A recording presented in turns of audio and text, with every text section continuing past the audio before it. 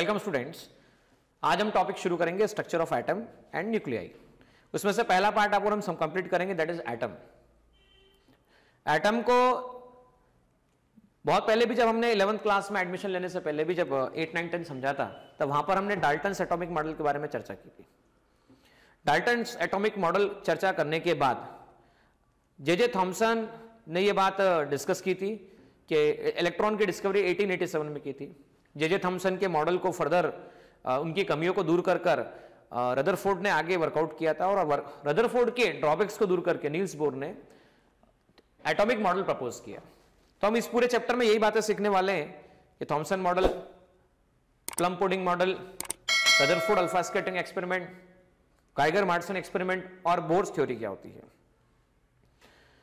हम ये सीखेंगे कि एटम का जो साइज होता है, एटम का साइज बहुत बड़ा होता है और न्यूक्लियस का साइज उससे काफी छोटा होता है। हम ये भी आगे समझेंगे कि 99% मास एटम का जो मास होता है वो न्यूक्लियस में सेंटर्ड होता है और बहुत ही कम मास इलेक्ट्रॉन के आसपास, इलेक्ट्रॉन के फॉर्म में रिवॉल्व कर रहा होता है। देखिए, सबसे पहले हम बात कर रहे हैं थॉमसन मॉडल की।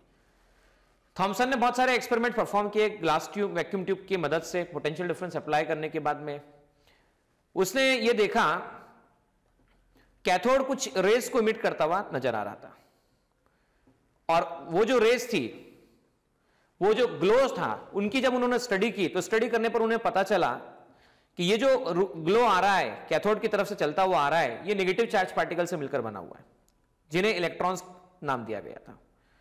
और इस तरह से थॉमसन ने ऐसा कहा कि एटम से भी छोटे पार्टिकल मौजूद होते हैं जिन्हें इलेक्ट्रॉन्स कहा जा सकता है और वो कैथोड से इमिट हो रहे थे। 1903 में लगभग जे थॉमसन ने एक मॉडल प्रपोज किया जिसे प्लम पुडिंग मॉडल के नाम से जाना जाता है। उसमें उन्होंने बताया था जिस तरह की एक वाटरमेलन के अंदर रेड कलर का पोर्शन होता है और ब्लैक सीड्स होते हैं, तो सीड्स पॉजिटिव चार्ज की तरह हैं और जो रेड पोर्शन है, red portion not black, red portion जो है वो रेड पोर्शन पॉजिटिव चार्ज की तरफ है। उसमें ऐसा बताया गया था जितना टोटल पॉजिटिव चार्ज होता है उतना ही टोटल नेगेटिव चार्ज होता है और इसलिए एटम्स इलेक्ट्रिकली न्यूट्रल माना जाता है और इलेक्ट्रॉन न्यूट्रल होता है। बहुत सारे बातों को समझाने के लिए मॉडल सक्सेसफुल था उस समय के हिसाब से, लेकिन ये देखिए उसमें से भी क्या समझा पाए तो यहां पर देख सकते हैं आप, आयनिक बॉन्ड्स और कंपाउंड्स बॉन्ड को समझाने में यह मददगार साबित हुआ।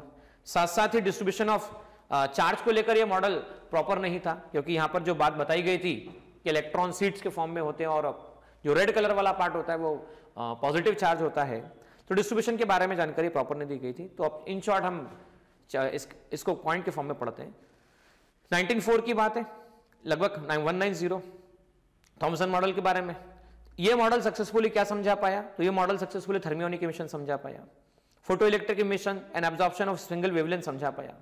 लेकिन थॉमसन मॉडल क्या नहीं समझा पाया, तो अल्फा स्कैटरिंग एक्सपेरिमेंट के बारे में नहीं समझा पाया, जो हम आगे समझने वाले हैं।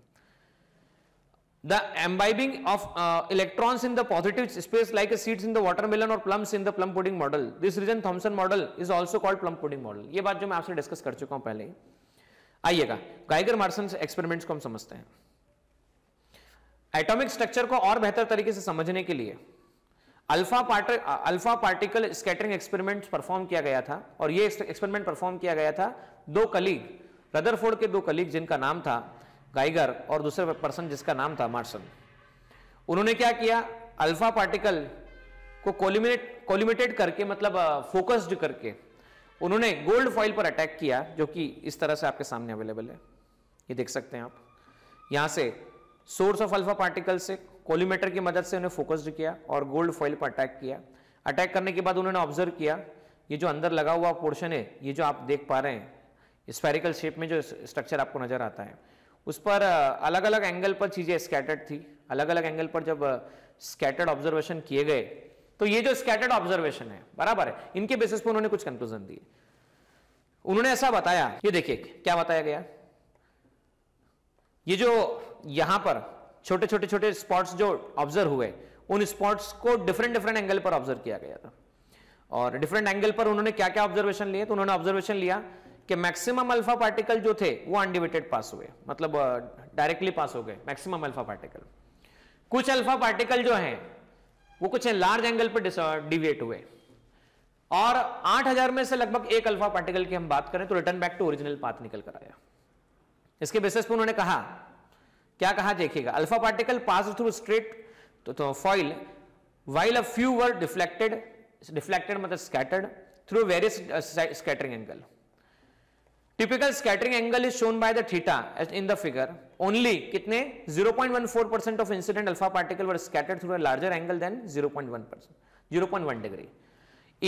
Or about one alpha particle in 8000 was deflected through an angle larger than 90 degree. जो कि मैंने आपसे कहा भी था, 8000 में से लगभग एक अल्फा पार्टिकल जो था 90 डिग्री से ज्यादा 90 डिग्री से ज्यादा एंगल पर डिफ्लेक्ट हुआ, और उससे भी कम 180 डिग्री एंगल से डिफ्लेक्ट होकर पार्टिकल यहां पर निकल कर आया। तो इन्हीं के इन ऑब्जर्वेशंस को लेकर रदरफोर्ड ने क्या बताया आगे, results of Geiger and Marsons experiment could not be explain by Thompson model, जो कि मैंने पहले भी कहा था आपकी जे थॉमसन मॉडल इन बातों को नहीं समझा पाया, इसलिए थॉमसन मॉडल को रिजेक्ट किया गया या उसमें अपडेशंस की रिक्वायरमेंट महसूस की गई, और इसके बेसिस पे गाइगर और मार्सन के एक्सपेरिमेंट्स को फर्दर रदरफोर्ड ने आगे स्टडी करते हुए कुछ बातें बोली। वो बातें इस तरह से बताई गई थी। बात ऐसी थी कि यहां पर थॉमसन का एक आर्ग्यूमेंट था, लॉजिकल आर्ग्यूमेंट था कि अल्फा पार्टिकल मतलब पॉजिटिव चार्ज पार्टिकल। सुनिएगा, अल्फा पार्टिकल मतलब कौन सा charge particle? Positive charge particle. अच्छा, अब पॉजिटिव चार्ज पार्टिकल को गोल्ड फॉइल पे आपने अटैक करवाया, स्ट्राइक करवाया, अब पार्टिकल जा रहा है और रिटर्न बैक आ रहा है, तो पॉजिटिव को रिपेल करने वाला डेफिनेटली अंदर क्या होगा? तो पॉजिटिव पार्टिकल को प्रोजेक्ट किया, पार्टिकल गया और रिटर्न बैक आया, तो भाई पॉजिटिव को रिपेल करने वाला पॉजिटिव ही होगा। पहली बात तो रिपल्शन की बात की जाए। दूसरा कि ये अगर मान लो छोटा पार्टिकल है और ये बड़ा पार्टिकल है, जैसे कि ऐसा एग्जांपल समझ सकते हैं, फुटबॉल को प्लास्टिक की बॉल से धक्का दिया जाए, तो प्लास्टिक की बॉल और फुटबॉल में क्या चेंजेस आएंगे? तो प्लास्टिक की बॉल फुटबॉल से जाके टकराएगी, बराबर है। फुटबॉल बहुत हेवी हुआ तो प्लास्टिक की बॉल टकरा के रिटर्न बैक आएगी। मतलब अल्फा पार्टिकल को जब प्रोजेक्ट किया गया तो अल्फा पार्टिकल छोटा था, और जैसे ही वो जाके न्यूक्लियस के साथ में, न्यूक्लियस भी नहीं बोलूंगा, जब मैं सेंटर्ड पार्ट से रिटर्न बैक आया, मतलब ये छोटा है तो डेफिनेटली यहां पर बड़ा होगा। अब देखिए, रदरफोर्ड ने कहा था मैक्सिमम अनडिविटेड पास हुए, मैक्सिमम अनडिविटेड पास हुए गाइगर मार्सन के एक्सपेरिमेंट्स के कंक्लूजन।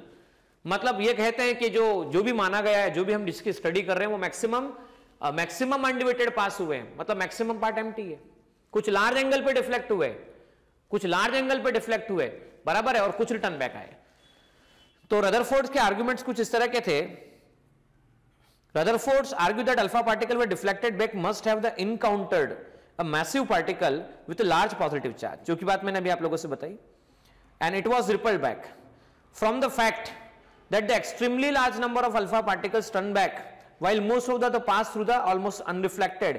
He concluded, उसने conclude किया कि पॉजिटिव चार्ज ऑलमोस्ट बहुत ही छोटे साइज का है, और ये जो मैक्सिमम मास है एटम का वो इसी जगह पर कॉन्सेंट्रेटेड है। उसने एक्सपेरिमेंटल डेटा के बेसिस पर जो साइज फाउंड किया, क्या किसका साइज फाउंड किया? न्यूक्लियस या सेंट्रल पार्ट साइज फाउंड किया, वो लगभग 10 FM या 10 to the power -15 metre, Fermi जिसे डिस्टेंस कहा जाता है, और जिसकी value 10 to the power 5 times size of atom है, मतलब 10 to the power 5 टाइम्स छोटा है, इतना छोटा ये कहा जा सकता है। और volume of this particle was found to be about 10 to the power -15 times of an atom. ठीक है, he called this nucleus, this is nucleus of atom. तो देखिए, यही से बात ये समझ में आती है कि इसे न्यूक्लियस नाम दिया गया था। किसे नाम दिया गया था न्यूक्लियस? देखिए, मैक्सिमम पार्ट एम्प्टी होना, सेंटर पे पॉजिटिव चार्ज होना, हैवी होना, मैक्सिमम मास वहां कॉन्सेंट्रेट होना, उसका साइज छोटा होना, बराबर है। तो उस छोटे पार्ट को क्या नाम दिया गया? उसी को न्यूक्लियस नाम दिया गया। ठीक है, उसने बताया, he proposed that the entire positive charge and almost 99.9% of the mass of an atom is concentrated in the central nucleus, बराबर है, और इलेक्ट्रॉन उसके आसपास सर्कुलर ऑर्बिट्स में रिवॉल्व कर रहा है, जैसे कि सोलर सिस्टम में सन के आसपास सारे प्लैनेट्स रिवॉल्व कर रहे होते हैं। द रिवॉल्यूशन ऑफ इलेक्ट्रॉन इसलिए जरूरी माना गया क्योंकि इसके बिना इलेक्ट्रॉन नहीं तो पॉजिटिव चार्ज के अट्रैक्शन के कारण नीचे अंदर गिर जाता था, बराबर है। मान लो इलेक्ट्रॉन रिवॉल्व करता हुआ नहीं मानते, वहां पे मानते तो पॉजिटिव नेगेटिव अट्रैक्शन होता, और ये पॉजिटिव हैवी न्यूक्लियस है या हैवी पार्ट है तो ये इलेक्ट्रॉन को अट्रैक्ट करके अंदर ले आता, इसलिए उनका रोटेशन मानना बहुत जरूरी बात हो गई। ठीक है, the alpha particle passes through the empty space undeflected and a few direct with the tiny nucleons are extremely close to it get repelled, यही बात कही गई। और this model also explain why no positive charge particles emitted by the atom while negative charge particles are emitted. देखिए यही बात थी ना कि कहा जाता था कि ऑर्डिनरी टेम्परेचर पे हीट करो मेटल को तो इलेक्ट्रॉन बाहर आते हैं, बराबर है, अंदर से पॉजिटिव चार्ज बाहर नहीं आता है। तो उसका कारण ये बता पाए कि भाई मैक्सिमम जो पार्ट है वो अंदर है, बराबर है, उसके आसपास कौन घूम रहा है, उसके आसपास इलेक्ट्रॉन रिवॉल्व हो रहा है, इसलिए बाहर इलेक्ट्रॉन निकल कर आ जाता है। देखिए लेकिन रदरफोर्ड मॉडल ने क्या नहीं समझा पाए, किन बातों को नहीं समझा पाए, उन्होंने इलेक्ट्रॉन को घूमता हुआ माना था, इलेक्ट्रॉन को घूमता हुआ माना था। इलेक्ट्रॉन एक नेगेटिव चार्ज पार्टिकल है। तब तक मैक्सवेल की इक्वेशंस और उनकी थ्योरी उस समय तक मौजूद थी जिन्होंने बताया था जब भी कोई चार्ज पार्टिकल एक्सेलरेटेड मोशन करता है तो इलेक्ट्रोमैग्नेटिक वेव्स डेवलप कर रहा होता है। जब भी कोई चार्ज पार्टिकल कौन से मोशन करता है, एक्सेलरेटेड मोशन करता है, तो वो इलेक्ट्रोमैग्नेटिक वेव्स डेवलप करता है। और इलेक्ट्रोमैग्नेटिक वेव्स रेडिएशन अगर लगातार इमिट हो रहे हैं तो इलेक्ट्रॉन की एनर्जी कम हो जानी चाहिए और धीरे धीरे धीरे धीरे इलेक्ट्रॉन स्पाइरल पाथ में होकर न्यूक्लियस में गिर जाना चाहिए। लेकिन ऐसा तो कुछ पाया नहीं गया, ठीक है, ऐसा नहीं हुआ। तो देखो electron should emit electromagnetic radiation continuously, as it emit radiation its energy would decrease and consequently the radius of its orbit would decrease continuously. It would then spiral into the nucleus causing an atom to collapse and lose the atomic property. जैसा कि हम जानते हैं कि ऐसा कुछ होता नहीं है, atoms are electrically neutral and stable. Most of the atoms are very stable and secondly they do not constantly emit the electromagnetic radiation. वे हमेशा emission नहीं करते हैं। जब एनर्जी एक्सेप्ट होती है या रिजेक्ट सप्लाई होती है तभी एब्जॉर्प्शन और इमिशन हो रहा होता है। तो इसलिए रदरफोर्ड इस बात को समझाने में नाकाम रहे, वो स्पेक्ट्रम के बारे में समझाने में नाकाम रहे और इसी को फर्दर मोर स्टडी करने का काम किया नील्स बोर ने स्टडी करके आगे से वर्कआउट किया। देखिए यहां तक हम लोग जो टेक्स्ट बुक का पार्ट है वो देख चुके थे और आगे देखिएगा इसमें कुछ बातें टेक्स्ट बुक के अलावा आपको जेडब्ल्यू मेंस नेट और सीईटी के क्वेश्चन सॉल्व करने में मदद करने वाली वो बातें इस तरह से कि मैक्सिमम पार्ट अल्फा पार्टिकल का पार्ट देखिए यहां पर क्या हुआ, ये देखिए ये वाला पोर्शन वो है जो अनडिवाइडेड पास हुआ, ये वो पाथ हो गया रिटर्न बैक आया और ये वो पाथ हो गया जो न्यूक्लियस से वापस से रिटर्न बैक आता है। और देखिए यहां से जाके जो मैं देखिए डाउन एरो बना रहा हूं, ये डाउन एरो बना रहा हूं, ये वो क्लोजेस्ट डिस्टेंस हो गई, ये वो कौन सी डिस्टेंस हो गई, क्लोजेस्ट डिस्टेंस हो गई जिस पर ही रिटर्न बैक आ रहा होगा। मतलब जिसे कहते हैं distance of closest approach. Alpha particle को प्रोजेक्ट किया, न्यूक्लियस के पास गया और जाकर वापस रिटर्न बैक आया, इसे डिस्टेंस ऑफ क्लोजेस्ट अप्रोच कहा जाता है, ठीक है ना। तो डिस्टेंस ऑफ क्लोजेस्ट अप्रोच हमें कई बार पूछा जाता है और इंपैक्ट पैरामीटर नाम का टॉपिक भी यहां पर बताया जाता है। तो परपेंडिकुलर डिस्टेंस नोटिस कीजिएगा, ये पार्टिकल की ये देखिए न्यूक्लियस से परपेंडिकुलर डिस्टेंस के बारे में हम बात करते हैं। ये देखिए सेंटर से ये परपेंडिकुलर डिस्टेंस के बारे में बात करते हैं। ये सेंटर से परपेंडिकुलर डिस्टेंस होगी नहीं, बहुत छोटी होगी, ठीक है। ये परपेंडिकुलर डिस्टेंस फ्रॉम सेंटर, इसे इंपैक्ट पैरामीटर कहा जाता है, बराबर है। पर अगर मान लीजिए इसके बारे में बात करें कि भाई ये तो डायरेक्ट सेंटर से सेंट्रल पाथ पर ही आ रहा है और सेंट्रल पाथ से रिटर्न जा रहा है, बराबर है, तो इसके लिए परपेंडिकुलर डिस्टेंस कुछ है ही नहीं, मतलब जीरो है। तो इंपैक्ट पैरामीटर जीरो किसके लिए होता है, तो इंपैक्ट पैरामीटर जीरो होता है किसके लिए, न्यूक्लियस के जस्ट न्यूक्लियस के सेंटर से जो आने वाला पार्टिकल होता है उसकी परपेंडिकुलर डिस्टेंस को इंपैक्ट पैरामीटर से समझाया जाता है। तो जब जस्ट न्यूक्लियस के सेंटर पे आने वाला जो पार्टिकल होगा उसके लिए इंपैक्ट पैरामीटर जीरो होगा और वही पार्टिकल वो पार्टिकल होगा जो रिटर्न बैक जाने के चांसेस सबसे ज्यादा होंगे। आइएगा देखिएगा यहां पर नंबर ऑफ स्कैटर्ड पार्टिकल का इक्वेशन जो बताया जाता है वो equation n inversely proportional to 1/sin theta की पावर 4 θ/2 से बताया जाता है। डिस्टेंस ऑफ क्लोजेस्ट अप्रोच जो कि हम अभी बोर्ड पे सीखने वाले हैं कि डिस्टेंस ऑफ क्लोजेस्ट अप्रोच किस तरह से निकाली गई, और नंबर ऑफ स्कैटर्ड न्यूक्लियाई का जब ग्राफ बनाया जाए किसके साथ में, थीटा के साथ में, एंगल के साथ में। तो थीटा जब 180 डिग्री हो जाता है, बराबर है, तो यहां देख सकते हैं आप, देखिए students, number of scattered nuclei का जो स्कैटर्ड पार्टिकल्स का जो ग्राफ है एंगल के साथ में, वो ग्राफ इस तरह से कुछ पाया गया।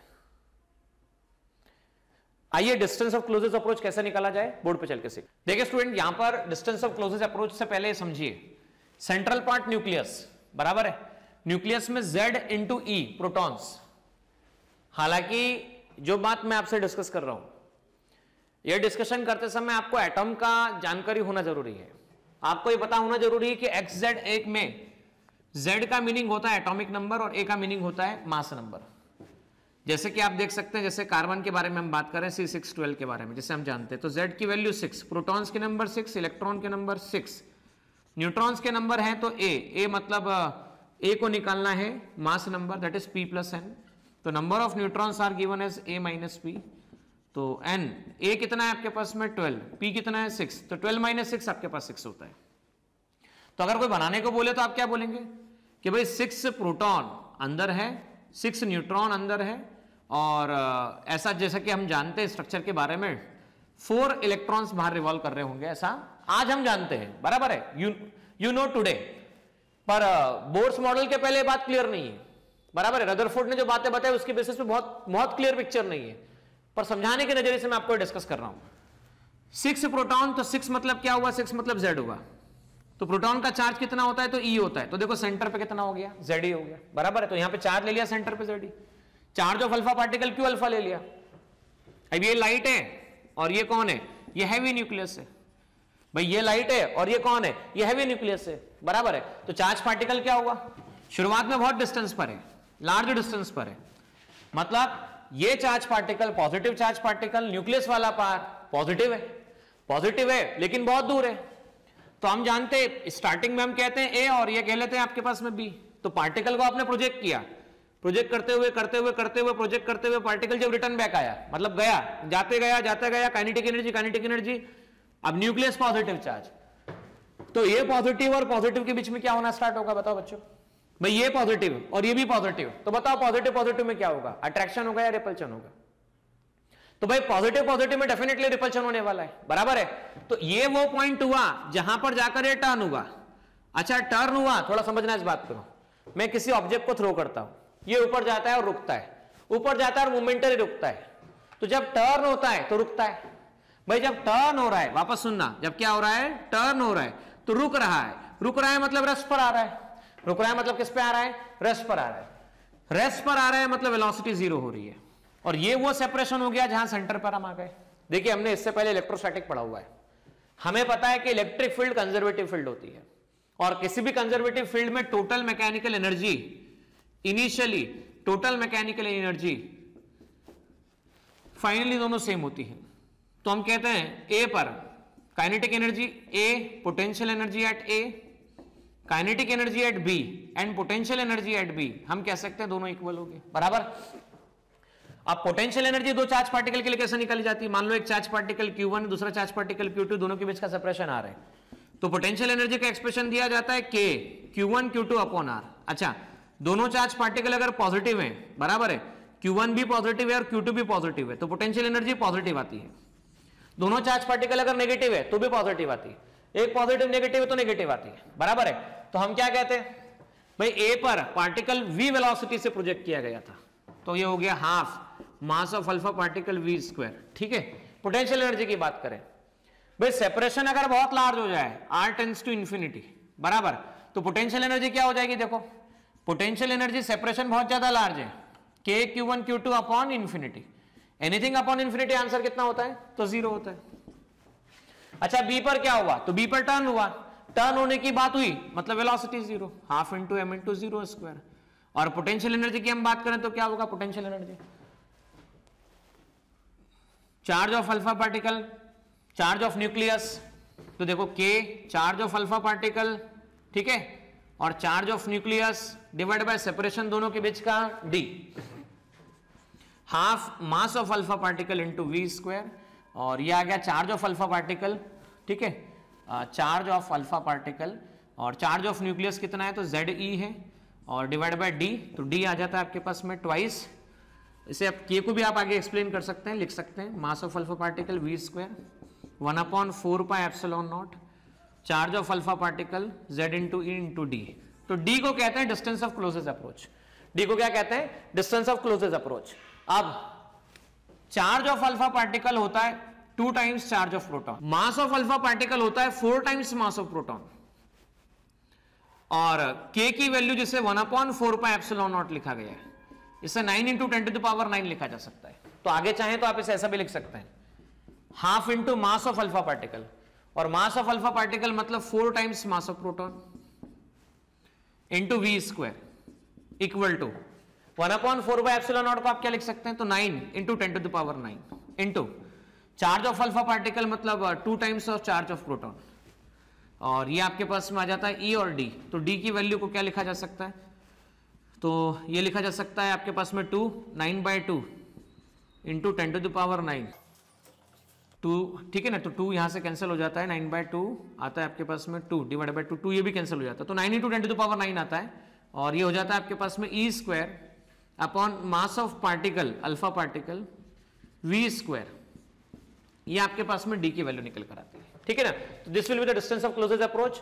अब यहां ई की बात बोले तो ई मतलब क्या है, तो 1.6 10⁻⁻ 19 कूलम, ये ई का वैल्यू दिया जाता है। तो हम यहां से डी की वैल्यू को निकाल सकते। देखिए स्टूडेंट्स, हमने बोर्ड पर चलकर सीखा कि डिस्टेंस ऑफ क्लोजेस्ट अप्रोच कैसे निकाला जाए, तो आप यहां पे देख भी सकते हैं, ½ mv² 1/4πε0 z इंटू ई 2e और m0, यहां पे जबकि मास है अल्फा पार्टिकल का मास, इसकी मदद से r की वैल्यू निकाली जा सकती है, r0 की वैल्यू। आपको ये दोनों क्वेश्चन अटेम्प्ट करने हैं, और इन दोनों क्वेश्चन के सॉल्यूशन आप चाहें तो प्लेलिस्ट में जाकर प्रीवियस ईयर नीट क्वेश्चंस में जाकर देख सकते हैं। ये दोनों क्वेश्चंस ये देख सकते हैं, पहला क्वेश्चन ये आपको अटेम्प्ट करना है, वीडियो पॉज कर दीजिएगा, क्वेश्चन अटेम्प्ट कीजिएगा, ना आने पर सॉल्यूशन जाके प्लेलिस्ट में देख सकते हैं। सेकंड क्वेश्चन आपको ये सॉल्व करना है, और थर्ड क्वेश्चन आपको ये सॉल्व करना है, जो मैं भी डिस्कस करूंगा आप लोगों से। इससे पहले का एक क्वेश्चन है, हाँ ये रहा, इंपैक्ट पैरामीटर से रिलेटेड क्वेश्चन, ठीक है, ये वाला क्वेश्चन आपको अटेम्प्ट करना है। अब इसी में जो रदरफोर्ड के जो मॉडल की जो शॉर्ट पॉइंट्स है, शॉर्ट पॉइंट के फॉर्म में यहां पर हम लोगों ने अरेंज किया हुआ है, आप इसे चाहें तो शांति से बैठ के पढ़िए, देखिए, नोट करना है उसे जरूर नोट कर लीजिएगा। ड्रॉबैक्स ऑफ रदरफोर्ड मॉडल जो है, मतलब पूरी थ्योरी जो भी लिखी गई है उनका समराइजेशन फॉर्म में बताया गया है, तो आप जरूर देखिएगा। आगे देखिए, नया टॉपिक इसके अंदर जो है वो है एटॉमिक स्पेक्ट्रा। तो वर्ड स्पेक्ट्रा क्या होता है, हम ये बात जानते हैं, जब भी किसी मेटल को हीट किया जाता है, ठीक है, तो ये रेडिएशन को इमिट करना शुरू कर देता है, और जब ये रेडिएशन प्रिज्म से पास किए जाते हैं तो हमें एक कंटिन्यूअस स्पेक्ट्रम मिलता है। प्रिज्म से पास करने पर जैसे कि व्हाइट लाइट पास की जाती है तो 7 कलर्स मिलते हैं, तो वैसे ही जब ये रेडिएशन प्रिज्म से पास किए जाते हैं तो कंटिन्यूअस स्पेक्ट्रम ऑब्टेन होता है प्रिज्म के बाद में, ठीक है। और ऐसा के ऐसा किसके साथ में भी होता है कि जब आपने एक ट्यूब लिया, ट्यूब के अंदर हाइड्रोजन गैस को फिलअप किया और हाई टेम्परेचर प्रोवाइड किया, तो बहुत सारे रेडिएशन मिलना शुरू होते हैं, बराबर है, लेकिन उनकी जो वेवलेंथ होती है वो सिलेक्टेड होती है। क्या होती है, सिलेक्टेड वेवलेंथ होती है, और इन सिलेक्टेड वेवलेंथ को जब प्रिज्म से पास किया जाता है तो इस तरह के स्पेक्ट्रम को क्या कहा जाता है, लाइन स्पेक्ट्रम कहा जाता है। ट्यूब ले लीजिए, हाई पोटेंशियल डिफरेंस मेंटेन कीजिए, हाइड्रोजन गैस फिलअप कीजिए, रेडिएशन मिलेंगे, रेडिएशन को प्रिज्म से पास कीजिए, प्रिज्म से पास करने पे लाइन स्पेक्ट्रम मिलेगा, और वो लाइन स्पेक्ट्रम इस तरह से पाया गया है। तो हाइड्रोजन के लिए जो लाइन स्पेक्ट्रम मिलता है वो इस तरह का मिलता है, जिसमें से जो वेवलेंथ मिलती है 410, 434, 486 और 656 नैनोमीटर की वेवलेंथ मिलती है, और उससे यहां पर आप देख सकते हैं इन वेवलेंथ से कम रीजन में भी कुछ, और इससे ज्यादा ये वाला विजिबल रीजन और ये इंफ्रारेड रीजन, बराबर है। तो इस रीजन में आपको कुछ तरह की इस तरह की वेवलेंथ मिल रही होती है। अब हुआ क्या, हुआ ऐसा कि जब आपने इन्हें क्या किया, एनर्जी प्रोवाइड की, एनर्जी प्रोवाइड करने के बाद में आपको ऑब्टेन्ड हुआ, तो मतलब इन्होंने डेफिनेटली जो रेडिएशन इमिट की है, इसलिए इन्हें इमिशन लाइंस नाम दिया गया। कौन सी लाइन नाम दिया गया, इमिशन लाइन नाम दिया गया। अब आगे देखिए, hydrogen atom also emit the radiation and some other values of the wavelength in the region ultraviolet rays, infrared rays and longer wavelength. मतलब उसने क्या क्या किया, हाइड्रोजन एटम ने हाइड्रोजन एटम को या हाइड्रोजन गैस को जब एनर्जी प्रोवाइड की तो अल्ट्रावायलेट रीजन की वेवलेंथ भी इमिट की, इंफ्रारेड की भी की और विजिबल रीजन की भी की। The line can be divided into groups and these groups are called series. और ये जो सीरीज है उन साइंटिस्ट के नाम पे जिन्होंने स्टडी किया था, दी गई थी। और the series starting from the shorter wavelength to going to the larger wavelength is called Lyman series, Balmer series, Paschen series, Brackett series and Pfund series, जिनका हम आगे चल के स्टडी करने वाले हैं। बस ये बता इसलिए रहा हूं कि स्पेक्ट्रा होता क्या है, तो स्पेक्ट्रा का मीनिंग आपको क्लियर हुआ होगा। और ये जो लाइमन सीरीज, बामर सीरीज के जो डायग्राम आपको दिख रहे हैं, बराबर है, ये कौन कौन से रीजन में सीरीज लाई करती है, इसका प्रॉपर एक्सप्लेनेशन बोर्ड्स मॉडल के बाद आपको बेहतर तरीके से एक अलग टॉपिक में मिलने वाला है, जहां पर हम बहुत सारे प्रॉब्लम डिस्कस करेंगे। और यही वो पार्ट होगा जहां से आज तक सबसे ज्यादा निट में, महाराष्ट्र सीईटी में और जेडब्ल्यू मेंस में क्वेश्चन पूछे जा चुके हैं। तो ये बड़ा ही इंपॉर्टेंट पार्ट है। लेकिन एज पर टेक्स्ट बुक यहां पर ये बात एटॉमिक स्पेक्ट्रा क्या होता है समझाना जरूरी थी, इसलिए हमने यहां पर चर्चा की है। और वो जो वेवलेंथ आपको जितनी भी मिली है वो एक पर्टिकुलर रिलेशन की मदद से बताई जा सकती है। इंटरेस्टिंग बात यह थी कि बोर्स ने जो डिस्कशन किया मॉडल का और एटॉमिक स्पेक्ट्रा का जो डिस्कशन अलग से हुआ, अलग से समझना, बोर्स ने अलग किया, बामर, पास्चन, ब्रैकेट, पीफर्ड ने अलग किया। उन्होंने जो फॉर्मूला निकाल के दिया था वो ये फॉर्मूला था आपके पास में। इस फॉर्मूले की मदद से ये जो फॉर्मूला आपको दिख रहा है, बराबर है, लैम्डा निकालने का फॉर्मूला, जहां पर एन और एम आपके पास में क्या दे रखे हैं, 2 नंबर दे रखे हैं। तो ये एन और एम क्या होते हैं इसका डिटेल में स्टडी हम आगे करने वाले हैं डेफिनेटली। तो एन की डिफरेंट वैल्यूज के लिए अलग अलग सीरीज बताई गई है। एन की 1 वैल्यू रख दो तो लाइमन सीरीज, एन की 2 वैल्यू रख दो तो बामर सीरीज, एन की 3 वैल्यू रख दो तो पास्चन सीरीज, एन की 4 वैल्यू रख दो तो ब्रैकेट सीरीज, एन की वैल्यू 5 रख दो तो पीफर्ड सीरीज। पर आप सोचेंगे अभी मीनिंग क्या है सर, इंतजार करो, बोर्स मॉडल के बाद ये पूरा टॉपिक सेपरेट पढ़ाया जाएगा। तो मतलब ये उन्होंने पहले अलग से स्टडी कर लिया, बोर्ड ने समझाया और दोनों के रिजल्ट मैच हो गए।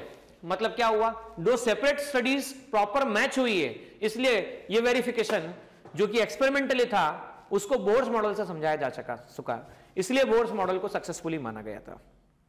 आइएगा स्टूडेंट्स, ये आपको क्वेश्चन अटेम्प्ट करने हैं। क्वेश्चन अटेम्प्ट करने के बाद में ना आए तो प्लेलिस्ट में जाके आपको इसके सॉल्यूशंस देखने हैं। चलिए अब हम बात करते हैं सबसे इंपॉर्टेंट मॉडल की, जिससे सबसे ज्यादा क्वेश्चन फ्रेम किए जाते हैं, जिसका नाम है बोर्स एटॉमिक मॉडल। देखिए, नील्स बोर नाम के पर्सन ने ऐसा कहा कि रदरफोर्ड ने जो बातें बताई वो पूरी तरह ना तो सही है ना पूरी तरह वो गलत है। उन्होंने रदरफोर्ड मॉडल को बेस मानते हुए, एक्सटेंशन करते हुए, उनकी कमियों को दूर करते हुए कुछ असम्पशंस माने। वो कैसे माने? उन्होंने ये कहा कि ये सही बात है कि सेंट्रल पार्ट न्यूक्लियस कहलाता है, उसके आसपास इलेक्ट्रॉन रिवॉल्व करता है, लेकिन इलेक्ट्रॉन हर किसी ऑर्बिट में रिवॉल्व नहीं करता, वो फिक्स ऑर्बिट में रिवॉल्व करता है। ये कुछ असम्पशंस के माध्यम से उन्होंने बात क्लियर की। उनके पोस्टुलेट से, असम्पशंस थे, जिनके पीछे उनके कुछ प्रॉपर एक्सप्लेनेशन, वेरिफिकेशन एक्सपेरिमेंट के बेसिस पे नहीं थे, बस ये बातें उन्होंने अज्यूम की थी, और असम्पशन के बेस पे पूरा मॉडल एक्सप्लेन किया था। उन्होंने पहली बात ये भी मानी, देखिए उन्होंने क्या कहा, Rutherford model by applying the quantum physics which were the developed at that time, he realised the Rutherford model is essentially correct and all the needs is stability of the orbit. सबसे ज्यादा important बात है कि orbit stable होना चाहिए। और ये उन्होंने क्यों माना? भाई रदरफोर्ड के थ्योरी के हिसाब से हमने माना था कि जब इलेक्ट्रॉन घूमता है, मैक्सवेल थ्योरी के हिसाब से इलेक्ट्रॉन जब घूमता है तो घूमता हुआ इलेक्ट्रॉन क्या करता है? घूमता हुआ इलेक्ट्रॉन इलेक्ट्रोमैग्नेटिक रेडिएशंस को इमिट करता है। घूमता हुआ इलेक्ट्रॉन इलेक्ट्रोमैग्नेटिक रेडिएशन को इमिट करता है, बराबर बात है। तो जब घूमता हुआ इलेक्ट्रॉन इलेक्ट्रोमैग्नेटिक रेडिएशन को इमिट करेगा स्टूडेंट्स, तो उन्होंने पहले ही माना था कि वो घूमता हुआ इलेक्ट्रॉन इलेक्ट्रोमैग्नेटिक रेडिएशन को इमिट नहीं करेगा, तभी वो स्टेबल रह पाएगा। ऐसा उनका पहला असम्पशन था। लेटर ऑन इस असम्पशन के पीछे बहुत सारे रिसर्च भी हुए और ये सही भी पाया गया कि ऐसा क्यों होता है, जिसे डी ब्रॉगली ने समझाया था, जो कि हम आगे चल के समझने वाले हैं। उनका पहला पोस्टुलेट जो था, electron around the nucleus in circular orbit and the required centripetal force is provided by electric attractive force, electrostatic force. देखिएगा, सेकंड assumption उनका ऐसा था, postulate number 2, the radius of orbit of an electron can take only the certain fixed value such that angular momentum of electron in this orbit is integral multiple of h upon 2 pi। देखिए यहां पर वही वाली बात है कि भाई उनका ऐसा कहना था कि इलेक्ट्रॉन हर किसी ऑर्बिट में नहीं घूमेगा जाके, कि उसकी इच्छा होगी किसी ऑर्बिट में घूमेगा, ये उसी ऑर्बिट में पाया जाएगा जिन्हें स्टेबल ऑर्बिट कहते हैं, जिन्हें स्टेबल ऑर्बिट कहते हैं। और स्टेबल ऑर्बिट, कौन से ऑर्बिट स्टेबल कहलाएंगे? तो वो एक रिलेशन फॉलो करना चाहिए कि उनका angular momentum mvr integral multiple of h upon 2 पाई होना चाहिए। इंटीग्रल मल्टीपल ऑफ क्या होना चाहिए? h अपॉन 2 पाई होना चाहिए। वही ऑर्बिट स्टेबल ऑर्बिट्स होंगे, इसके अलावा कोई भी ऑर्बिट स्टेबल नहीं होगा। यह बात आपको ध्यान रखने की जरूरत है। थर्ड नंबर का पोस्टुलेट जो बोर ने बताया था कि जब भी एक इलेक्ट्रॉन लोअर ऑर्बिट से हायर ऑर्बिट में जाए या हायर ऑर्बिट से लोअर ऑर्बिट में जाए, तो जब ये लोअर ऑर्बिट से हायर ऑर्बिट में जाएगा तो एनर्जी को एब्जॉर्ब करेगा, और हायर ऑर्बिट से लोअर ऑर्बिट में जब आएगा तो एनर्जी को रिलीज करेगा। तो जब ये लोअर से हायर में जाएगा तो जो फोटोन एब्जॉर्ब करेगा वो उस एनर्जी का फोटोन होगा जो उन दोनों एनर्जी लेवल के बीच का डिफरेंस हो। मतलब क्या होगा भाई, मान लो पहले ऑर्बिट से तीसरे ऑर्बिट में जा रहा है, फर्स्ट से थर्ड में, तो फर्स्ट ऑर्बिट की एनर्जी और थर्ड ऑर्बिट की एनर्जी, उन दोनों का डिफरेंस निकाल लो, तो डिफरेंस का जो आंसर आएगा उसी एनर्जी का एक सिंगल फोटोन एब्जॉर्ब करेगा। वापस सुनना, उसी एनर्जी का क्या एब्जॉर्ब करेगा? सिंगल फोटोन एब्जॉर्ब करेगा। या हायर लेवल से लोअर लेवल में आया, 4th ऑर्बिट से 1st ऑर्बिट में आया। तो हायर लेवल से लोअर ऑर्बिट में आते वक्त भी जो डिफरेंस ऑफ एनर्जी लेवल होगा उसी एनर्जी का एक सिंगल फोटोन इमिट करेगा, बंच ऑफ फोटोन इमिट नहीं करेगा, सिंगल फोटोन इमिट करेगा। ये उनका अजम्पशन था। तो इसी के बेसिस पे उन्होंने, इन 3 पोस्टुलेट्स के बेसिस पे उन्होंने रेडियस की और वेलोसिटी के एक्सप्रेशन निकाले, जिसको मैं बोर्ड पे चल के समझाने वाला हूं। आप देखिएगा किस तरह से निकले हुए एक्सप्रेशन हैं।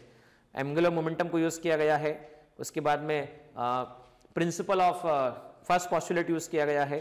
दोनों को यूज करके रेडियस और वेलोसिटी के एक्सप्रेशन निकाले गए हैं, और रेडियस और वेलोसिटी के एक्सप्रेशन के बाद में एक्सेलरेशन का एक्सप्रेशन निकाला गया है। ठीक है, रेडियस के एक्सप्रेशन को छोटा किया गया है कि किस तरह से शॉर्ट फॉर्म में कन्वर्ट किया जाए, और उसके बाद बहुत सारे प्रॉब्लम्स इस टॉपिक पर बेस्ड फ्रेम किए गए हैं, प्रीवियस ईयर एग्जाम में आ चुके हैं, जिनको हम अभी समझने भी वाले हैं। तो आइए बोर्ड की तरफ चलिए और सीखिए किस तरह से इलेक्ट्रॉन से रिलेटेड क्वेश्चंस या इन तीनों पोस्टुलेट से रिलेटेड रेडियस और वेलोसिटी को निकाला। देखिए स्टूडेंट्स, हमें पोस्टुलेट नंबर 1, पोस्टुलेट नंबर 2 और पोस्टुलेट नंबर 3 को यूज करके बहुत सारे एक्सप्रेशंस निकालने हैं, जिसमें से सबसे इंपॉर्टेंट दो हैं, एक रेडियस है और एक वेलोसिटी है। तो याद रखिएगा स्टूडेंट्स, हमने पहले ही माना था कि सेंटर का जो चार्ज है वो न्यूक्लियस Ze चार्ज है, और बाहर जो रिवॉल्व कर रहा है वो इलेक्ट्रॉन रिवॉल्व कर रहा है। तो बोहर्स मॉडल किसके लिए एप्लीकेबल होता है? तो वो हाइड्रोजन लाइक एटम के लिए एप्लीकेबल होता है। अच्छा, हाइड्रोजन लाइक एटम का मीनिंग क्या होता है? Single electron containing system. जिस भी सिस्टम में केवल एक सिंगल इलेक्ट्रॉन होगा उसके लिए एप्लीकेबल होता है। अब ये सिंगल इलेक्ट्रॉन कंटेनिंग सिस्टम का मीनिंग क्या है? तो देखिए, हाइड्रोजन H11, हीलियम, लिथियम, तो 2He4 single positive, 3,7 di positive. Beryllium के लिए हम बात करें तो ट्राई पॉजिटिव। तो हम मेनली तो हम बात करें तो हाइड्रोजन, हीलियम, लिथियम के बारे में ही बात पूछी जाती है। और आप चेक भी कर सकते हैं इसका मीनिंग क्या होता है। भाई हीलियम आपके पास में 2He4 के हिसाब से देखा जाए, XZA, तो Z की वैल्यू 2 है, तो प्रोटॉन्स के नंबर 2 है, इलेक्ट्रॉन्स के नंबर 2 है, और मास नंबर चेक करो A, तो A4, P + N, तो N = 4 - 2, और 4 - 2 आपके पास में 2 निकल कर आता है। तो देखो, सेंटर पे 2 प्रोटॉन्स, 2 न्यूट्रॉन्स, और बाहर आपके पास में 2 इलेक्ट्रॉन्स रिवॉल्व हो रहे हैं, बराबर। ये है किसके लिए? ये हीलियम एटम की बात हम करें, लेकिन सोचिए इसमें से एक इलेक्ट्रॉन बाहर निकाल दिया जाए, तो एक इलेक्ट्रॉन बाहर निकालने पर 2 प्रोटॉन, 2 न्यूट्रॉन, सिंगल इलेक्ट्रॉन बचेगा, 2He4 सिंगल पॉजिटिव, और ये आपके पास में एक इलेक्ट्रॉन बाहर निकल चुका है, बाहर निकाला जा चुका है, बराबर है। अब देखिए, number of proton 2, number of electron 2।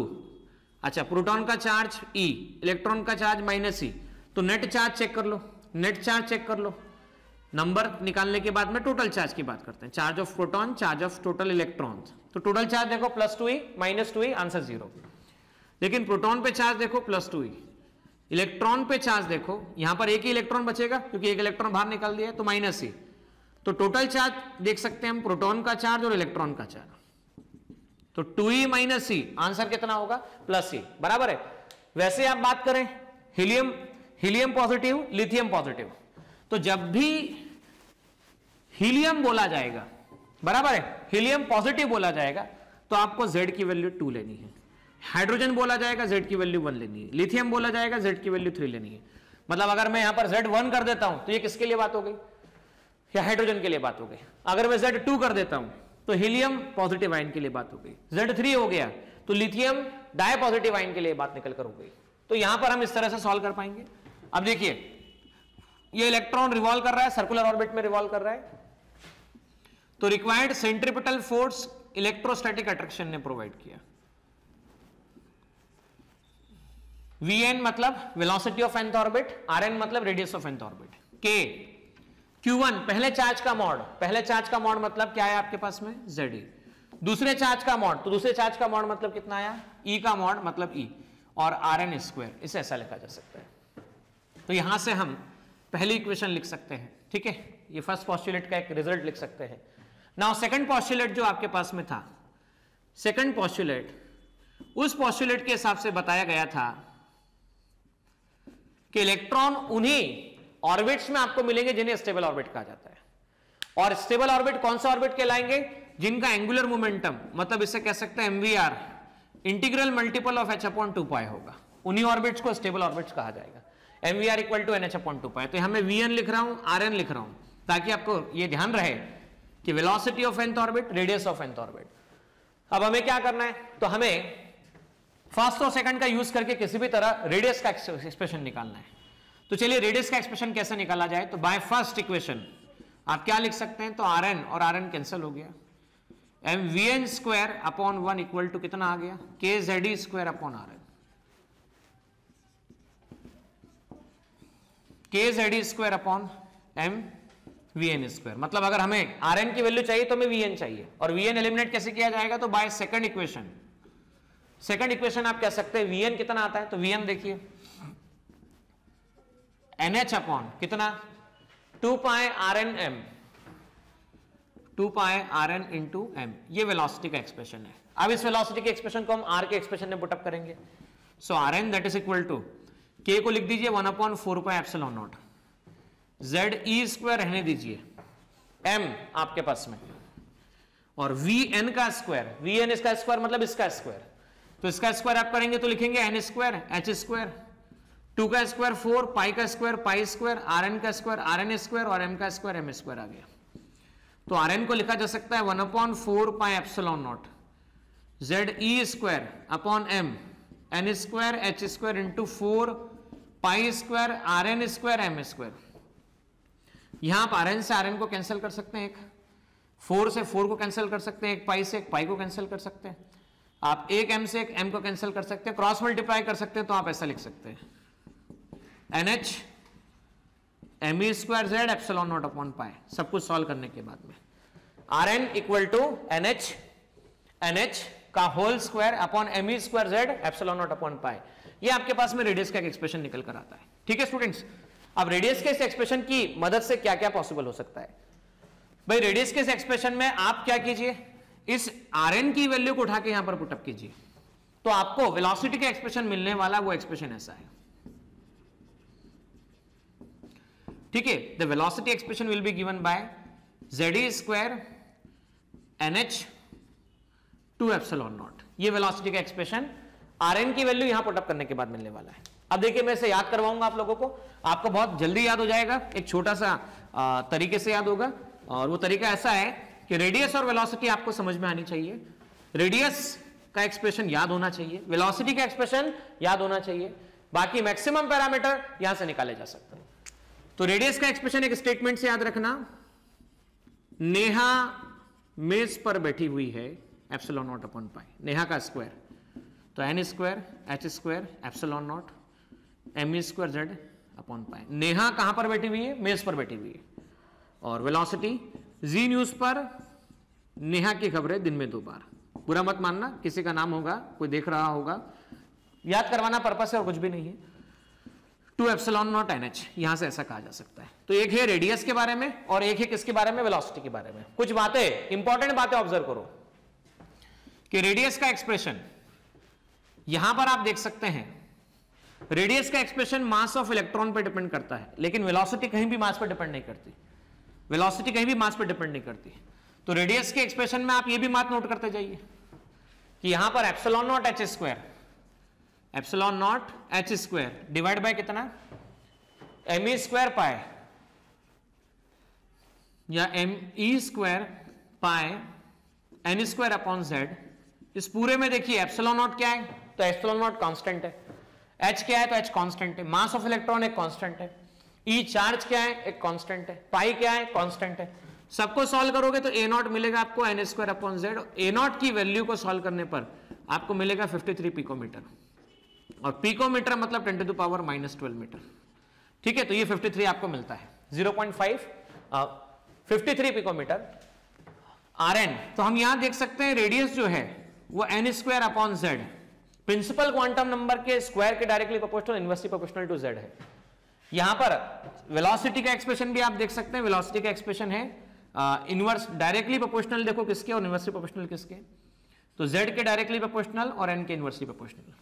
अब बच्चों देखो इंपॉर्टेंट बात है यहां से, रेडियस का एक्सप्रेशन मास पे डिपेंड कर रहा है बराबर, लेकिन वेलोसिटी मास पे डिपेंड नहीं करती। अब आपको कई क्वेश्चन ऐसे फ्रेम किए जाते हैं इन्हीं दोनों टॉपिक से, इन्हीं दोनों की मदद से। क्या क्या फ्रेम किए जाते हैं तो देखिए, जब इलेक्ट्रॉन घूम रहा है तो कौन सी मोशन कर रहा है? बोले सर्कुलर मोशन कर रहा है। भाई सर्कुलर मोशन कर रहा है तो इसके लिए ओमेगा कैलकुलेट कर दो, ओमेगा आ गया तो एफ निकाल दो, एफ आ गया तो टी निकाल दो। ठीक है, अच्छी बात है। अच्छा, और क्या पूछते पता है आपको? आप जानते हैं इलेक्ट्रॉन एक चार्ज पार्टिकल है, तो rate of flow of charge is called what? Rate of flow of charge is called current. तो आप करंट निकाल दो। हमने ये भी सीखा है कि जब इलेक्ट्रॉन अगर एंटी क्लॉकवाइज जा रहा होगा तो इसके कारण करंट क्लॉकवाइज मानेंगे। अच्छा, अगर करंट कैरिंग लूप हो, करंट कैरिंग लूप हो तो सेंटर पर मैग्नेटिक फील्ड होता है, तो सेंटर पर मैग्नेटिक फील्ड कितना होगा बता दीजिए? Magnetic field total exact value नहीं बोल रहा हूं मैं आपको, डिपेंडेंस किन किन फैक्टर पर से ये बता दीजिए। मैग्नेटिक फील्ड बता दीजिए, मैग्नेटिक मूवमेंट बता दीजिए। मैग्नेटिक मूवमेंट को कहा जाता है M equal to Y into A. I मतलब करंट, ए मतलब एरिया। तो ये सब बातें आपको निकालने की जरूरत होती है, लेकिन हमेशा प्रॉब्लम सॉल्व करते समय आपको केवल डिपेंडेंसी बतानी होती है कि रेडियस पर डिपेंडेंसी कैसी, वेलोसिटी पर डिपेंडेंसी कैसी। आइए समझते हैं इस बात को। तो आप और हम जानते हैं V इक्वल टू होता है R इंटू ओमेगा, तो ओमेगा होगा आपके पास में V अपॉन R। तो अब केवल प्रोपोर्शनलिटी के बारे में हम बात कर रहे हैं, एग्जैक्ट डेटा के बारे में नहीं। V की प्रोपोर्शनलिटी Z बाय N से है और R की प्रोपोर्शनलिटी आपके पास में N स्क्वायर अपॉन Z से है। तो omega inversely proportional to V by R, यह जाता है आपके पास में Z by N into Z by N square. तो omega inversely proportional to V by R और यह आ जाता है Z square upon N cube.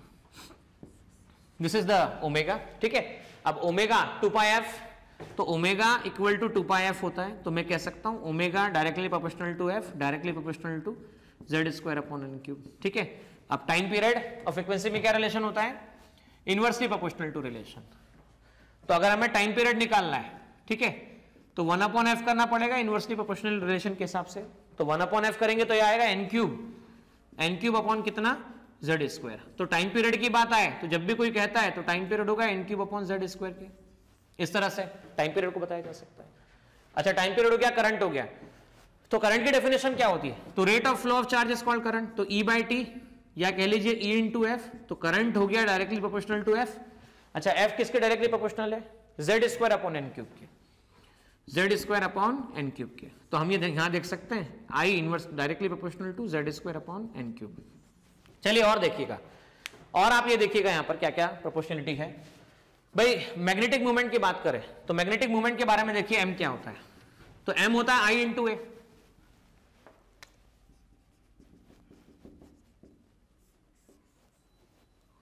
तो आई का मतलब क्या है? तो आई का मतलब है करंट और ए का मतलब क्या है? तो ए का मतलब है एरिया।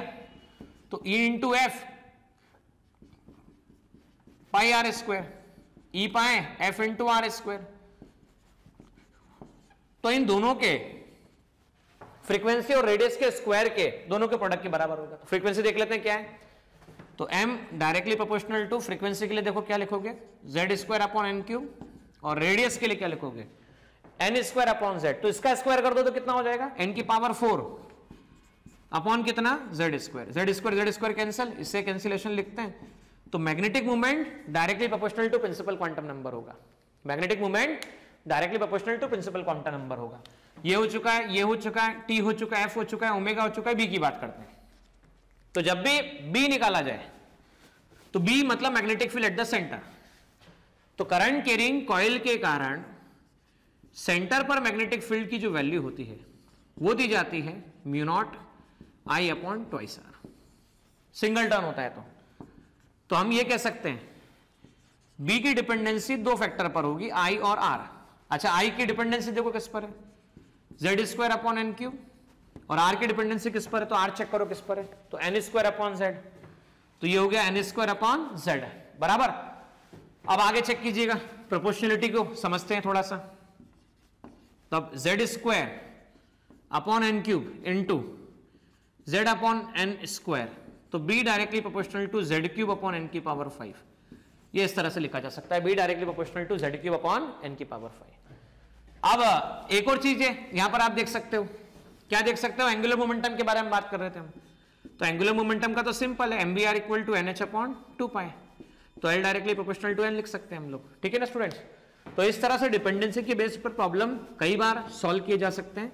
जैसे कि कभी कभी आपको कैसा कहेगा कि भाई इलेक्ट्रॉन पहले कौन से ऑर्बिट में है, n की वैल्यू फर्स्ट ऑर्बिट में है, इलेक्ट्रॉन अब कौन सा ऑर्बिट में चला जाता है, सेकंड ऑर्बिट में चला जाता है, बताओ चेंज इन एंगुलर मोमेंटम कितना आएगा। तो आप लिखेंगे L2 माइनस L1, तो Ln क्या होता है, mvn Rn equal to NH upon 2π। मान लो L2 की बात करें तो ये इसको भूल जाइए, 2h अपॉन 2π, L1 को बात करें तो कितना आएगा 1h अपॉन 2π। अच्छा दोनों का डिफरेंस निकालेंगे तो कितना आएगा 2h upon pi minus h upon pi मतलब h अपॉन पाई, तो डेल्टा L आ गया आपके पास में 2h upon pi minus h upon pi, answer आता है h अपॉन 2π। ये आंसर हमारे पास में एंगुलर मोमेंटम का आ जाता है।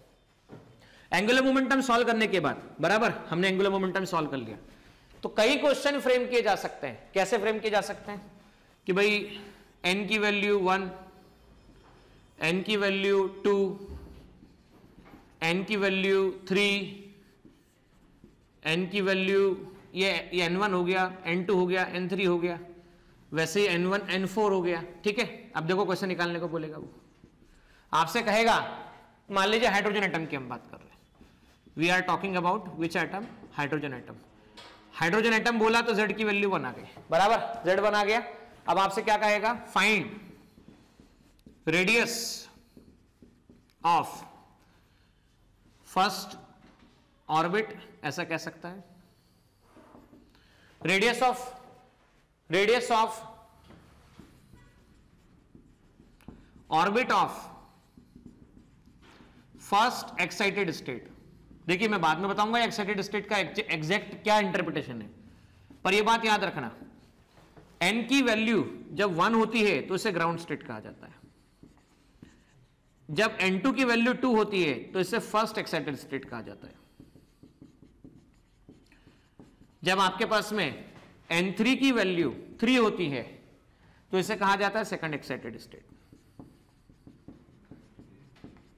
अब देखो यहां पर nth ऑर्बिट का फॉर्मूला था a0 n square upon z। अच्छा z की वैल्यू हाइड्रोजन के लिए 1 हो गई, फर्स्ट ऑर्बिट हुआ तो n की वैल्यू 1 हो गई, तो 1 का स्क्वायर a0 आ गया, तो Rn R0 फर्स्ट ऑर्बिट के लिए कितना आ गया भाई, ग्राउंड स्टेट के लिए a0 आ गया।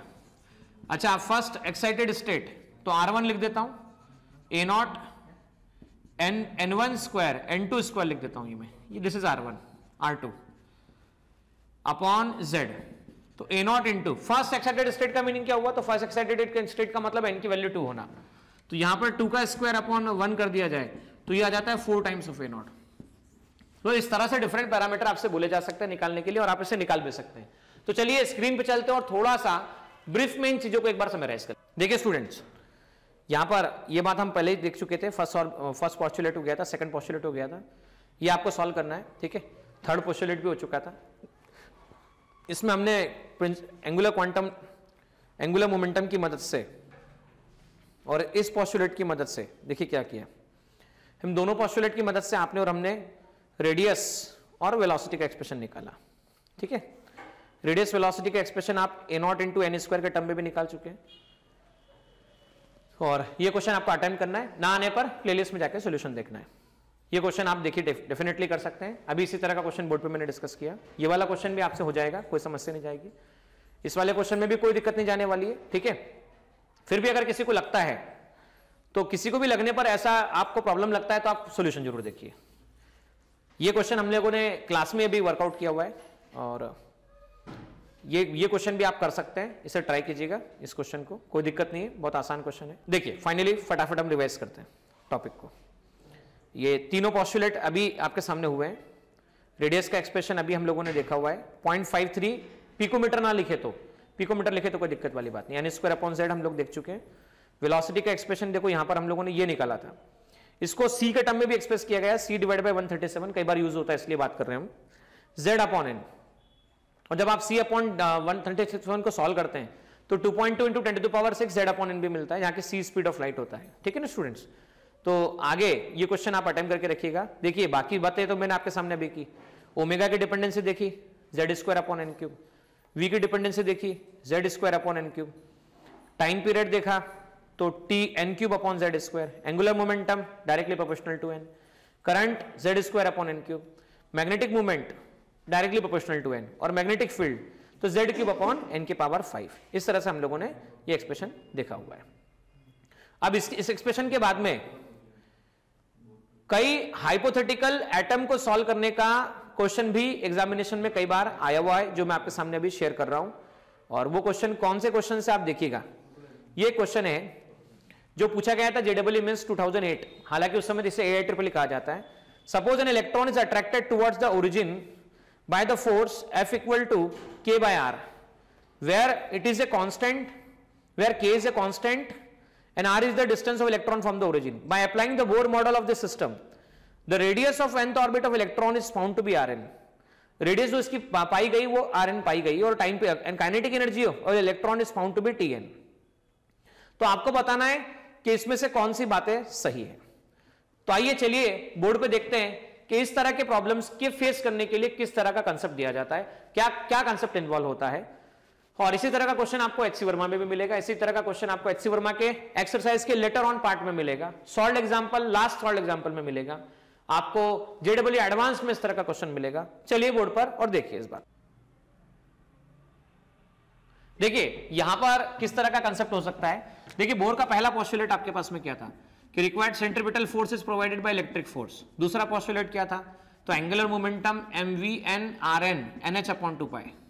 अब यहां पे जो इलेक्ट्रिक फोर्स है, उस इलेक्ट्रिक फोर्स के प्लेस पे क्या क्या कह सकते हैं, वो इलेक्ट्रिक फोर्स के प्लेस पे आपको ग्रेविटेशनल फोर्स दे सकते हैं, वो इलेक्ट्रिक फोर्स के प्लेस पे आपको मैग्नेटिक फोर्स दे सकते हैं, वो इलेक्ट्रिक फोर्स के प्लेस पे आपको पोटेंशियल एनर्जी का कोई फंक्शन दे सकते हैं जिसकी मदद से आप कोई भी फोर्स निकाल सकते हो। ठीक है, क्योंकि आप जानते हैं change in potential energy minus work done के इक्वल होती है work done by conservative forces. उसकी मदद से आप एफ डी आर, तो function minus D you by D R, इसकी मदद से आप एफ की वैल्यू निकाल सकते हो।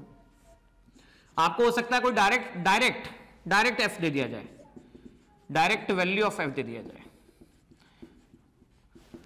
मतलब समझ में आई बात, क्या बोला मैंने, आपको सेंट्रीपिटल फोर्स चाहिए, तो सेंट्रीपिटल फोर्स मतलब क्या होता है, तो mv²/r। अभी तक बोर्स के फर्स्ट पोस्टुलेट में क्या हुआ करता था, तो वो इलेक्ट्रोस्टैटिक फोर्स प्रोवाइड कर रहा होता था। अब ये इलेक्ट्रोस्टैटिक फोर्स प्रोवाइड ना करते हुए वो कहेंगे हो सकता है ग्रेविटेशनल फोर्स प्रोवाइड कर दे, हो सकता है मैग्नेटिक फोर्स प्रोवाइड कर दे। ग्रेविटेशनल फोर्स मतलब Gm1m2/r²। हो सकता है कोई एक फंक्शन दे देंगे पोटेंशियल एनर्जी का कि भाई एक इलेक्ट्रॉन रिवॉल्व कर रहा है, उसकी पोटेंशियल एनर्जी का फंक्शन गिवन है, तो पोटेंशियल एनर्जी के फंक्शन से आप फोर्स निकाल लेंगे डिफरेंशिएट करके विद नेगेटिव साइन, या डायरेक्ट वैल्यू ऑफ एफ देंगे। जैसा कि 2008 के प्रॉब्लम में डायरेक्ट आपको एफ गिवन था, तो एफ की वैल्यू आपको K/R थी, यहां K कांस्टेंट था। ठीक है, तो हमें क्या मिल गया, हमें पोस्टुलेट नंबर फर्स्ट मिल गया, तो mv²/r की मदद से आपको K/R मिल गया, r से r कैंसिल हो गया, तो v² की वैल्यू K/m मिल गई। अब सेकंड पोस्टुलेट क्या कहता है, सेकंड पोस्टुलेट कहता है mvn rn इक्वल टू कितना होता है, तो nh/2π होता है। अब देखो यहां vn की वैल्यू रख दी इन्होंने, तो vn की वैल्यू रखेंगे तो क्या होगा, फर्क क्या पड़ेगा, vn स्क्वायर कर दो, ये vn² की वैल्यू है, तो vn की वैल्यू कितनी आ जाएगी, तो vn की वैल्यू आएगी √k/m, तो √k/m ये आपके पास rn आ गया, इसे हम nh/2π लिख सकते हैं। अब देखो बच्चों ऐसा क्या लिखा जाएगा, इसे लिखा जाएगा rn मतलब radius into √km equal to nh/2π, इसे लिखा जा सकता है। तो rn इक्वल टू कितना आ गया आपके पास में, nh/2π इंटू √km। तो रेडियस को इस तरह से बताया जा सकता है, क्योंकि हमें रेडियस के बारे में पूछा गया था कि रेडियस किस पे डिपेंड करता है। तो देखिए यहां पर रेडियस के बारे में हम बात कर लेते हैं। रेडियस डिपेंड करता है प्रिंसिपल क्वांटम नंबर के डायरेक्टली प्रोपोर्शनल होता है।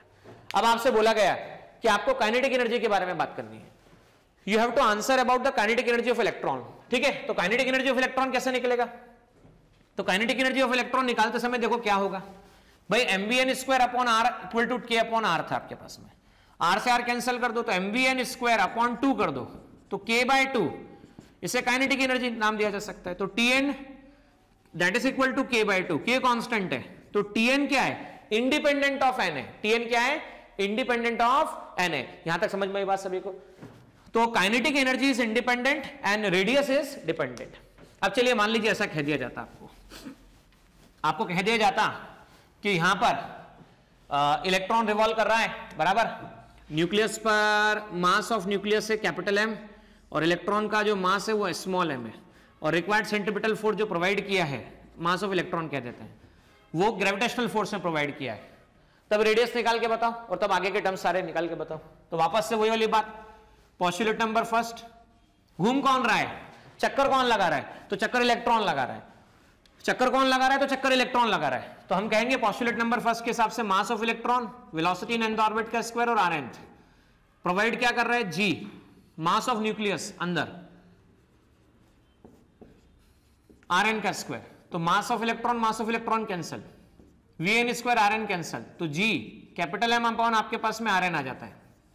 और सेकंड नंबर पोस्टुलेट चेक करो क्या है, सेकंड नंबर पोस्टुलेट है mvr, m मास किसका, इलेक्ट्रॉन का, क्योंकि भाई बाहर कौन घूम रहा है, भाई बाहर कौन घूम रहा है, तो बाहर इलेक्ट्रॉन घूम रहा है, तो मास ऑफ इलेक्ट्रॉन आ गया, vn rn gm अपॉन आपके पास में rn आ चुका है। तो हमको निकालना क्या है, हमें vn की वैल्यू को एलिमिनेट करके rn निकालना है, या rn की वैल्यू को एलिमिनेट करके vn निकालना है, बात बराबर है। तो मास ऑफ इलेक्ट्रॉन ये आ गया आपके पास रूट कैपिटल gm और आगे आपके पास में rn, ठीक है ना, vn, ठीक है ना, तो ये आ गया आपके पास rn equal to g capital M upon rn।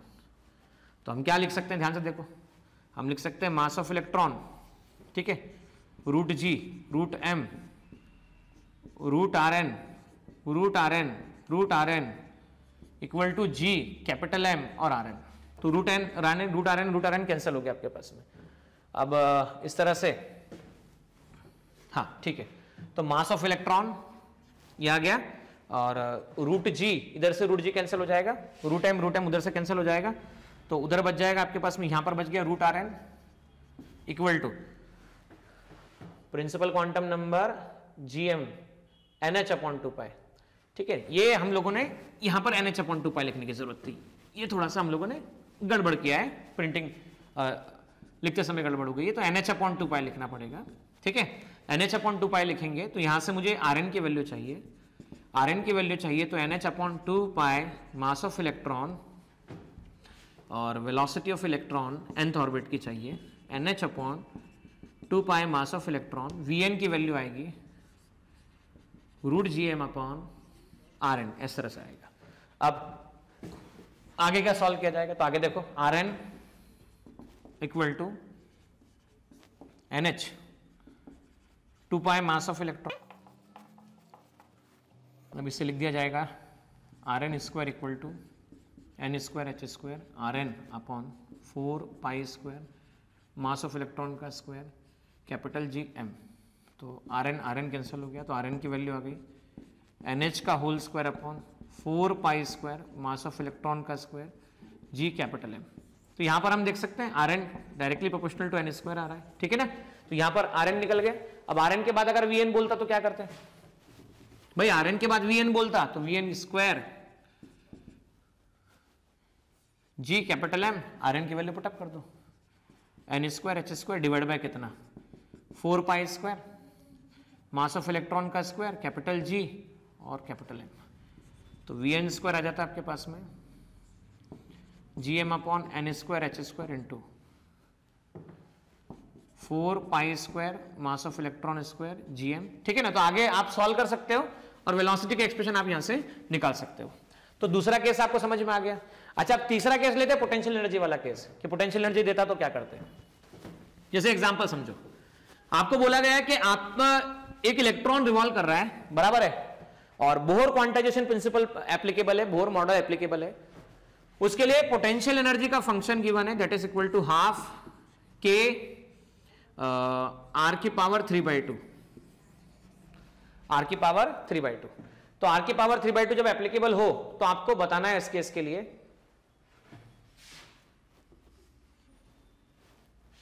1/2 ले लेते हैं।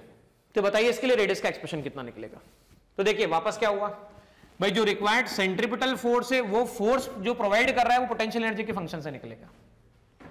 और फोर्स का एक्सप्रेशन निकालते समय आप और हम जानते ही होता है du/dr, डिफरेंशिएशन आर के रिस्पेक्ट में डिफरेंशिएशन करना है हमको। तो 1/2 के आर की पावर 1/2, ठीक है ना, 1/2 के आर की पावर 1/2, इसे आप लिख सकते हो।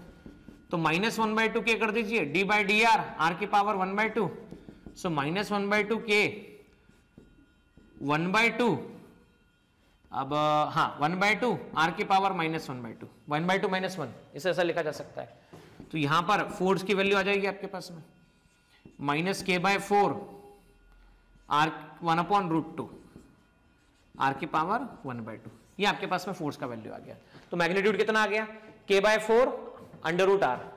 अब इस फोर्स को आप किससे इक्वेट करेंगे तो mv²/r से इक्वेट करेंगे। तो फोर्स mv²/r, ठीक है, इसका मैग्नीट्यूड इक्वेट करेंगे k/4 r की पावर 1/2, तो mv² r की पावर 1/2 ये आ गया k/4, तो r की पावर 1/2 कितना आ गया 4 mv²/k आपके पास निकल के आ चुका है। दोनों तरफ स्क्वायर कर दो तो r आ गया 16 m की पावर 4/k², और साथ में v² भी अवेलेबल है 4 mv², v² का v की पावर 4 हो जाएगा यहाँ पर, तो m², ठीक है, इंटू v की पावर 4। अब यहाँ पे v की पावर 4 की वैल्यू मतलब वेलोसिटी की वैल्यू पुटअप करनी पड़ेगी, और वेलोसिटी की वैल्यू कितनी पुटअप की जाएगी चेक कीजिए यहाँ पर ध्यान से। तो यहाँ से वेलोसिटी निकाली जाएगी सेकंड पोस्टुलेट से। चलिए r लिख देते हैं 16 m की पावर 4 v की पावर m की पावर 2 v की पावर 4 k², एंगुलर मोमेंटम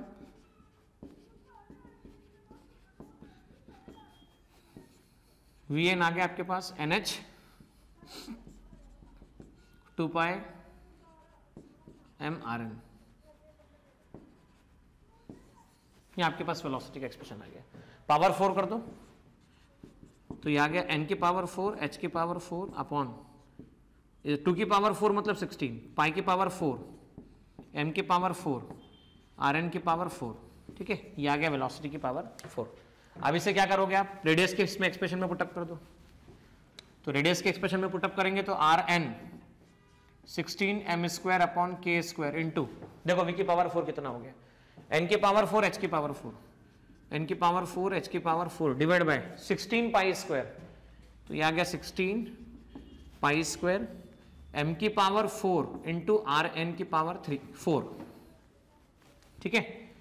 अब मैं rn की पावर 4 तो rn की पावर 5 आ गई, 16 से 16 कैंसिल हो गया, अब स्क्वायर से 2 टर्म कैंसिल हो गया तो इसको स्क्वायर इंटू m² लिख दो, तो ये स्क्वायर कैंसिल हो गया, तो n की पावर 4 h की पावर 4 k², rn तो चाह चुका है, π² लिख सकते हैं और m² लिख सकते हैं, तो rn n की पावर 4 h की पावर 4 k² π² m² की पावर 1/5, तो rn बाकी सब कांस्टेंट n की पावर 4/5, इसे ऐसा लिखा जा सकता है। तो rn की डिपेंडेंसी ऐसे निकाली जा सकती है। तो आप इस तरह से कई प्रॉब्लम सॉल्व कर सकते हैं। एक प्रॉब्लम मैं आपको देता हूं, आप सॉल्व करके रखिएगा। प्रॉब्लम ऐसा होगा, पोटेंशियल एनर्जी का फंक्शन है k log r, बाकी सब कुछ निकाल के रखिए, k log r, रेडियस निकालिए और वेलोसिटी निकालिए। तो यहां पर इस तरह से प्रॉब्लम को सॉल्व किया जा सकता है।